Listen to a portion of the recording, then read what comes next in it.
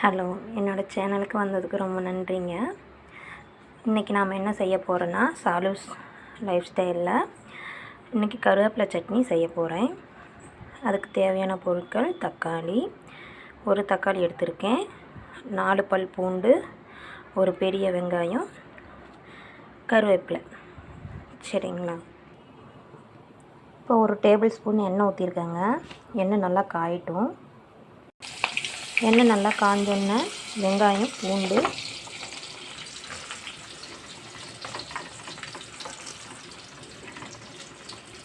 அப்புறம் ஒரு 5-6 வரமிளகா போட்டிருக்கேன். இது நல்லா வதக்கிக்குவோம். நம்ம எண்ணெயில் நல்லா வதக்கிக்குவாங்க. நல்லா பொன்னிறம் வர வரைக்கும் நல்லா வதக்கிக்குவாங்க.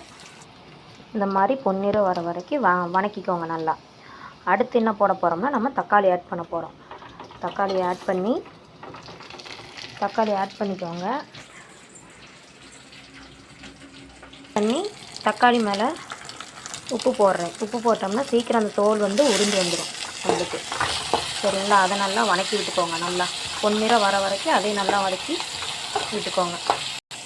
நாங்கள் வீட்டிலே தேங்காய் நாட்டி விட்டுட்ருக்கோங்க. அதனால் நாங்கள் எப்பயுமே கோகோனட் ஆயில் தான் யூஸ் பண்ணிகிட்ருக்கோம். அது பொறுப்பு கலைக்கிறதுக்கும் நல்லா யூஸ் ஆகுது. வெயிட்டும் சீக்கிரம் கம்மியாகுது.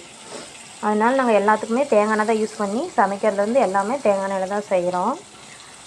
அடுத்து இது பாருங்கள், நல்லா பொன்முருவல் நேரத்துக்கு வந்துருச்சு. சரிங்களா? உங்களுக்கு பார்த்தாலே நல்லா தெரியும். இப்போ அடுத்து நம்ம என்ன பண்ண போகிறோம்னா, அடுத்து நம்ம கருவேப்பிலை ஆட் பண்ணணும்.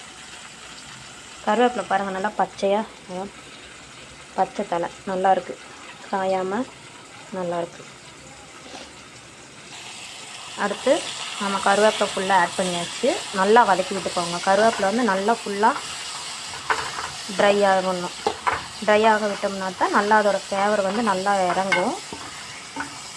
ஏதாச்சும் மிஸ்டேக் இருந்தால் கொஞ்சம் மன்னிச்சிக்கோங்க. நான் ரெகுலராக சமைப்பேன். இப்போ தான் வீடியோ எடுத்து போகிறேன் என்னோடய வ்ளாகில். ட்ரை பண்ணி பார்த்து எப்படி இருக்குன்னு சொல்லுங்கள். நல்லா வதக்கி விட்டுக்கோங்க. நல்லா ட்ரை ஃப்ரை ஆகிற அளவுக்கு நல்லா வதக்கி விட்டுக்கோங்க. நல்லா ஃபுல்லாக ட்ரை ஆகும். பார்த்தா தெரியும் நினைக்கிறேன். கொஞ்சம் லைட்டிங் கம்மியாக இருக்குது, கொஞ்சம் அட்ஜஸ்ட் பண்ணிக்கோங்க. நல்லா ஃபுல்லாக ட்ரை ஆகட்டும். நல்லா ஃபுல்லாக எண்ணெயில் நல்லா வதக்கி விட்டுருங்க.